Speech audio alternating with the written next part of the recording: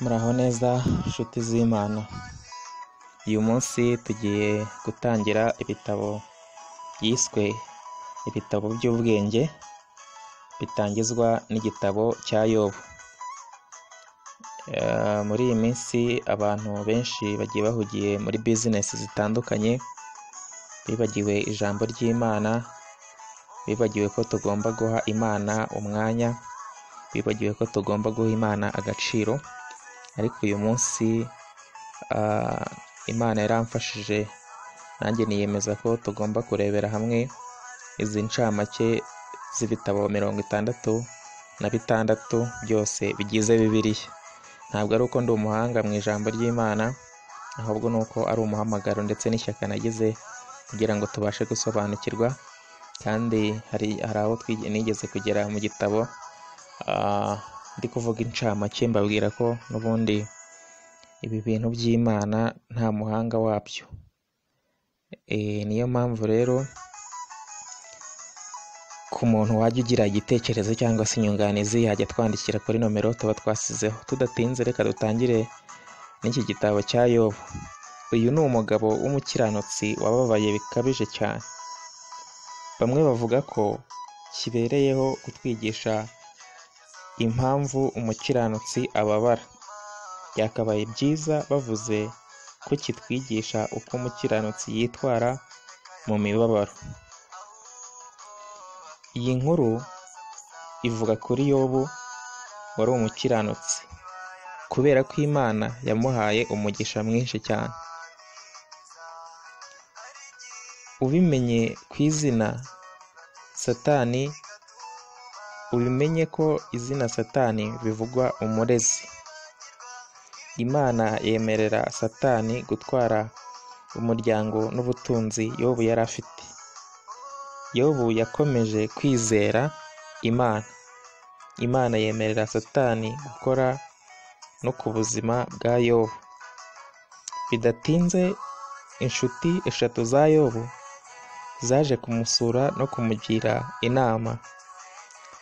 Aha igitabo gikomeza kubivuga mu buryo bw'imigani.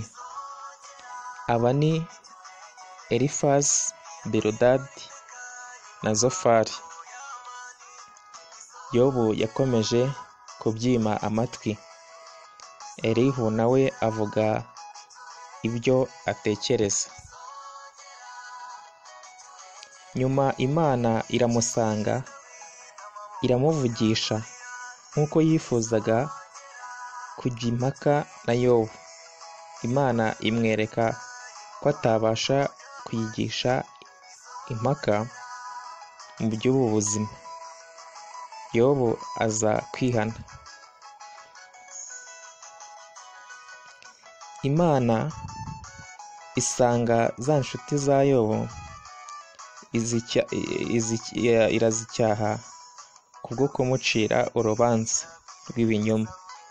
Imana ihita ishumbusha Yobu ibyo yari afite, ndetse imukubira inshuro 2 z'ubutunzi yari afite. Iki gitabo kivuga uburyo 5 kibonamo impamvu y'ibyaha mu isi. Akantu reka ngasubiremo, ni ukuvuga ngo iki gitabo cya Yobu kivuga uburyo 5 kibonamo impamvu y'ibyaha mu isi. Icya mbere, Satani ubwe abona imibabaro naho yaba impamvu yo kuva ku Mana. Abantu benshi bavuga ko batashobora kwizera ko Imana nziza yashobora kureka imibabaro nk'iyo tubona igakomeza kuba mu isi. Impamvu ya kabiri y'ibyaha mu isi iki gitabo kigaragaza, inshuti za Yobu zivuga ko umugisha ari inyiturano yo gukiranuka. Mu bundi buryo imibabaro ikaba ingaruka z'ibyaha, mu gihe gukiranuka kugira imbuto zako. no gukiranirwa nabyo bikagira ibihano byabyo. Kubimenya biroroshye. Ibyo twaciyemo bigaragaza ko ahubwo umukiranutsi ari we ubabara, naho umunyabyaha akarushaho gutoha.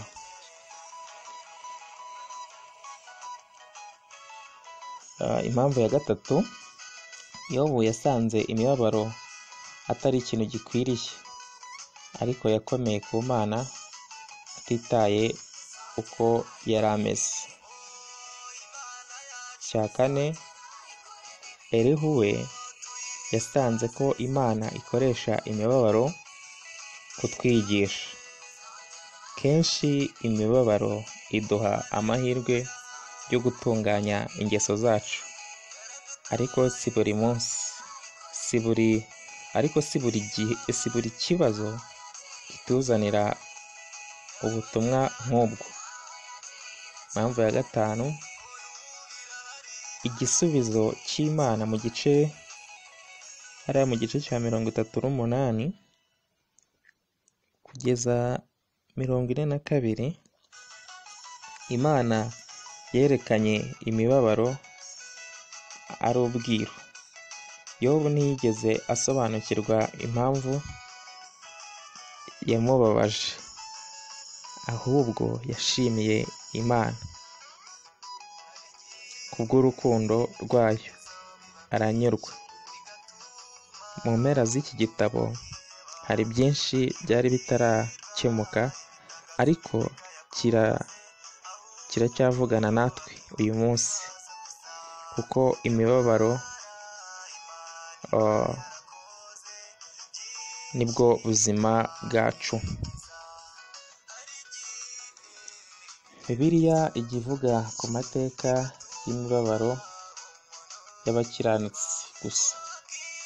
Imana ubwayo yafashe ibyaha byacu ibimushyiraho,